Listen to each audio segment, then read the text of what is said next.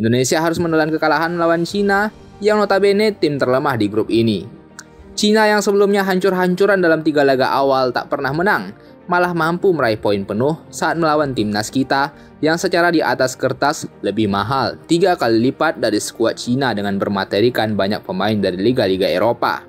Selanjutnya pemilihan taktik dan strategi yang cukup bisa dipertanyakan, sebab pelatih Sintayong merotasi skuad yang sanggup menahan timnas Bahrain 2-2 di kandang lawan 5 hari sebelumnya. 4 pemain berbeda turun menjadi starter.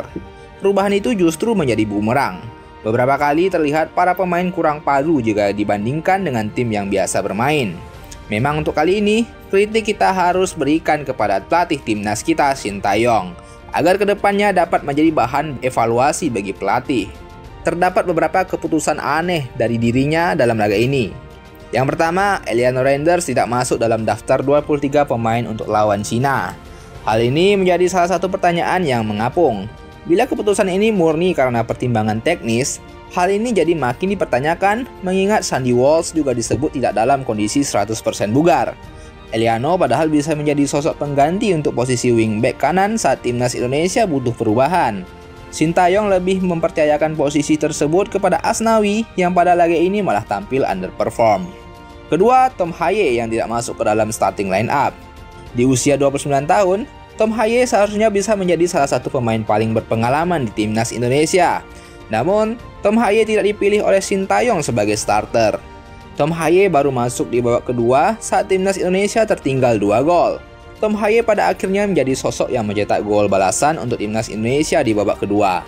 Dalam beberapa pertandingan timnas Indonesia, Tom Haye memang tidak bermain penuh. Mungkin faktor kekuatan fisik bisa menjadi alasan, tetapi bila itu yang jadi pertimbangan, Tom Haye dinilai banyak orang seharusnya lebih dahulu dimainkan sebagai pemain inti lalu ditarik keluar ketika sudah kelelahan. Sintayong juga memutuskan menempatkan Rizky Ridho sebagai pemain cadangan dalam laga melawan Cina. STY lebih memilih memasang Calvin Verdong sebagai bek tengah kiri yang sejatinya posisi asli dari Verdong adalah wingback kiri. Padahal setelah Jordi Amat dipastikan cedera, banyak yang meyakini Rizky Ridho bakal main mendampingi Jai Izes dan Max Hilger sebagai bek tengah.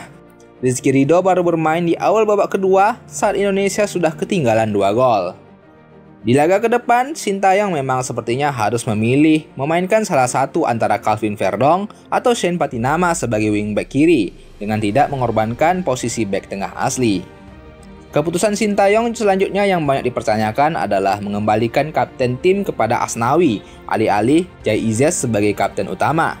Padahal Jai Izes menjadi kapten timnas di ronde ketiga ini.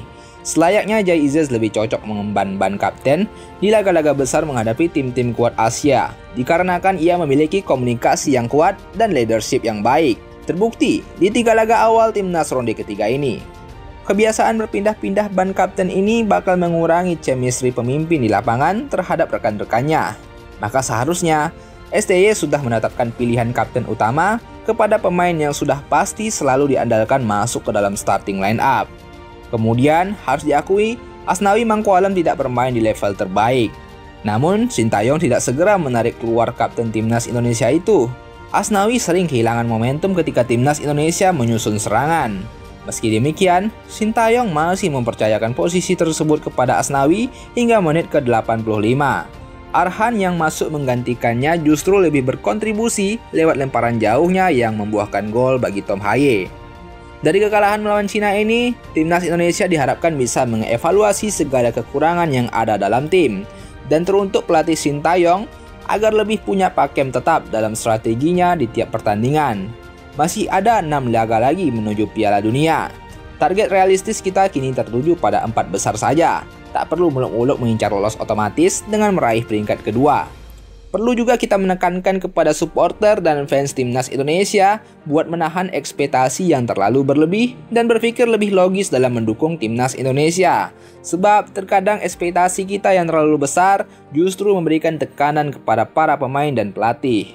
Dan satu hal lagi, yakni jangan terlalu menganggap remeh dan enteng lawan-lawan kita semena-menanya hanya karena timnas kita diisi banyak para pemain diaspora.